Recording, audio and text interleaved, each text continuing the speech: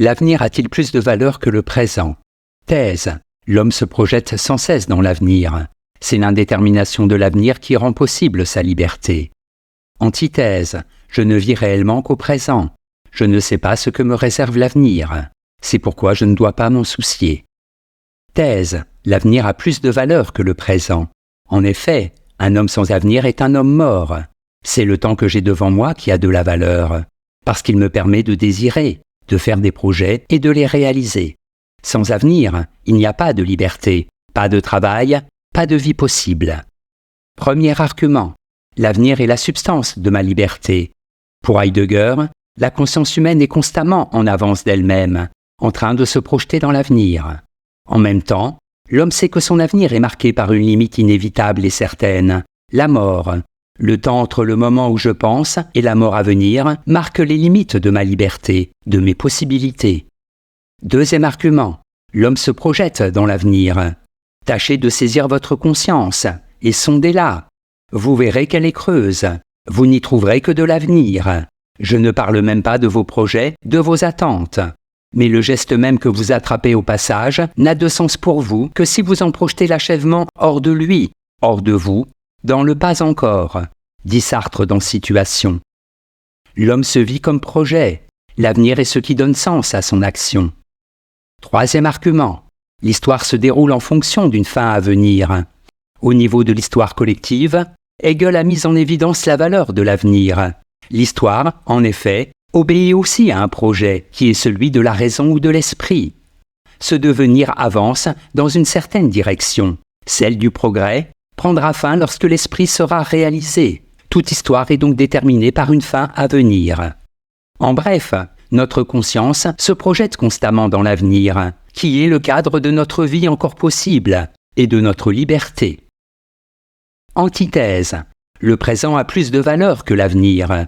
En effet, c'est au présent que je vis, expérimente, ressens. L'avenir n'existe que sous forme de virtualité. Je pourrais aussi bien mourir demain.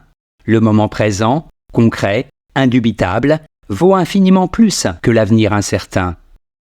Premier argument, il faut jouir de l'instant. On connaît l'injonction d'Horace, carpe diem, qui veut dire « profite du jour présent ». L'homme est incapable de savoir ce que lui réserve l'avenir. Ses projets peuvent aussi bien ne jamais se réaliser. C'est pourquoi il convient de jouir pleinement de chaque moment qui passe, de chaque instant. Celui qui vit dans l'avenir ne vit pas réellement. Deuxième argument, le bonheur se vit au présent. C'est une absolue perfection, et comme divine, de savoir jouir loyalement de son être, dit Montaigne dans ses essais. Le vrai sage sait se contenter de ce qu'il a et jouir du moment présent. Il ne regrette pas le passé, ni n'anticipe l'avenir. Il doit savoir être heureux ici et maintenant. Le bonheur ne peut se vivre qu'au présent. Troisième argument. Chaque instant a du prix. Le sentiment de l'existence, dépouillé de toute autre affection, est par lui-même un sentiment précieux de contentement et de paix, qui suffirait seul à rendre cette existence chère et douce, dit Rousseau à la fin de sa vie dans les rêveries du promeneur solitaire. Celui qui, parvenu au terme de son existence, n'a plus rien à espérer de l'avenir, connaît mieux que quiconque le prix de chaque instant. En bref, l'avenir n'est que virtuel, seul le présent est réel. C'est pourquoi il faut lui accorder le plus de prix. Synthèse. Comme le rappelle Marc Aurèle, l'on ne vit, ressent, est véritablement conscient de l'existence qu'au présent.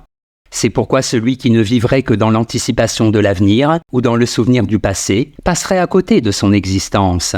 Je peux certes jouir du souvenir d'un moment particulièrement heureux, ou vivre dans l'attente d'un tel moment. Mais ce souvenir ou ce projet n'aura de valeur que dans la mesure où le moment rêvé aura été ou sera vécu un jour au présent. Ce qui ne veut pas dire qu'il faille négliger l'avenir. Dans la mesure en effet où nous vivons dans le temps, l'avenir est constamment en train de devenir le présent. Il est en quelque sorte la réserve de notre présent. Dans la mesure où, comme le dit Sartre, l'homme se vit comme projet, il convient donc de ne pas se contenter de vivre passivement le présent, mais de préparer l'avenir, afin que notre existence suive une voie conforme à notre volonté, et que nous n'ayons pas à subir un jour un présent dont nous n'aurions pas voulu. Notes et commentaires. Indétermination. Caractère de ce qui n'est pas encore déterminé, défini, fixé. Virtuel, qui existe à l'état de possibilité. Potentiel. Citation. La vraie générosité envers l'avenir consiste à tout donner au présent. Albert Camus, L'homme révolté.